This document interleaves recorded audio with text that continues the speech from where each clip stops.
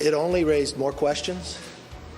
And the one thing that was fundamentally answered, he should not be on Intel. Intel committee is a special committee. It's a committee that keeps our secrets. It's a committee that's able to know our secrets. It's a committee that has a lot of information that members of Congress do not. So earlier today, McCarthy expressed that he is quite alarmed that Democrats seem, well, not to be, especially given their very deep concerns about Russian spycraft, which they investigated relentlessly for 4 years.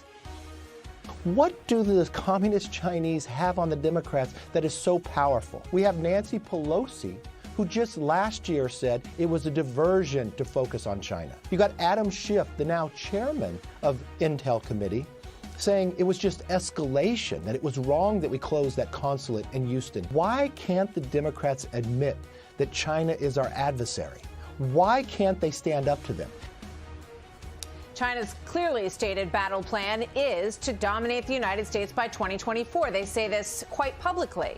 So today, the United States punched back with some new sanctions on the PRC for human rights abuses, theft of trade secrets, as well as they're undermining our efforts to counter illicit trafficking of nuclear and radioactive materials.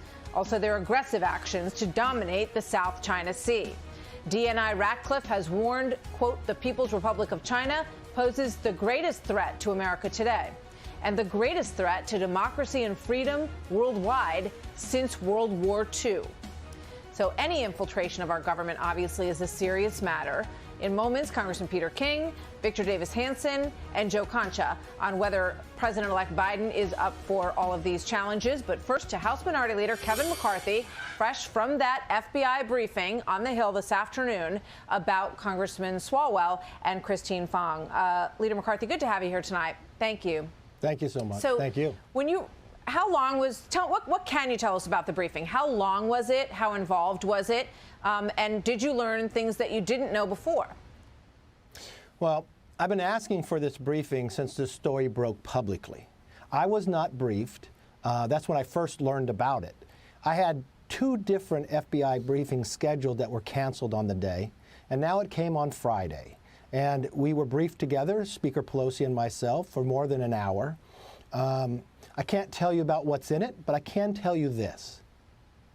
What I learned today, and anyone who was in that room with me, would never allow Swalwell to be on the Intel Committee or to continue to be on it. I don't know if the briefing before for leaders, if they had the same information they have today, but if that was the case, he should not be serving. What was your impression of the FBI briefers? I mean, how grave a situation? Do they consider this? Or do they agree largely with Congressman Swalwell, who says, look, this happened 6 years ago. She has long left the country, gone back to China. And he claims that the FBI told him, look, thank you for speaking with us. They came to him because they wanted to alert him to the situation. And they say that he did nothing wrong. Was there anything different in their tone today? I can't talk about what's in it, but let's talk about what's publicly out there right now. It wasn't that this spy, known as a spy, got to know him as a congressman, but got to know him as a city councilman. It's told in the press that she helped raise money. They called her a bundler in the press. Got him into Congress, and within his second term, he got probably one of the most powerful committees. That is one of the most difficult committees to sit on. That is not selected by your peers; it's selected by one person. The leader of the Democratic Party and the leader of the Republicans selects the Republicans. I take this quite serious. Where you interview, this is also the same man. When you asked him, a part of this committee. The questions that he raised, what he said about Russia and others. Many of the questions that he raised and posed to people or made accusations about people is actually what happened to him if you read the press. It was the FBI that went to him in the press, not he going to them.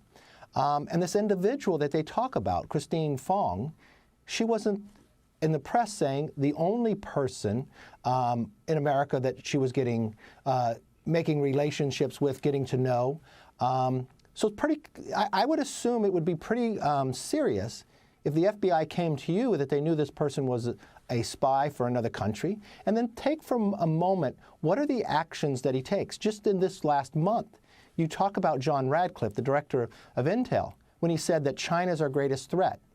Swalwell didn't say he was correct. Swalwell actually challenged him and said China is not. Now, he's a part of the Intel Committee, so he reads the reports that I read all the time as the Gang of Eight. Anyone who reads those reports would never make that accusation and would never say that. They would agree with John Radcliffe, and they would take actions to protect America. Do you see any evidence that any relationship with her or with China led him to get the position that he got? Was there lobbying involved? What are you hinting at there? I'm not hinting at anything. What I'm stating here is the facts that I know he should not be serving on Intel. What I read in the paper, this individual got to know him as a city councilman, helped him run for Congress. And remember what Eric Swalwell did last year. He ran for president as well. He's raised a lot of questions on other people. I just think for what I know, for what the FBI presented, it is without a shadow of a doubt. I have no question. As a Republican leader, I would never appoint anyone with that information I have on them. Did they share with you whether or not this was a sexual relationship? We know that that was the case with 2 mayors, and obviously that, it takes the level to a different level. Did they share that with you? I cannot talk about what I learned in there. Okay. All right. Leader McCarthy, thank you. Good to have you here tonight, Thank you. sir. Thank you so much. Merry Christmas.